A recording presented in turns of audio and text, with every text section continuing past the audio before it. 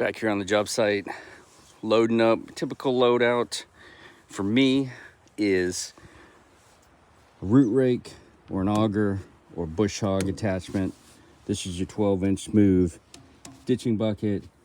That is a claw to get out stumps. Basically tire down. I've got an 18-inch multi-purpose bucket on here as well. Yeah, I like these little binders because I just use a gun, stick it on here, tighten.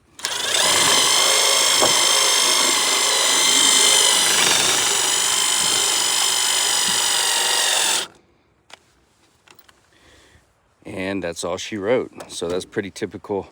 I'll go around and do all four points and haul it off. Pretty easy.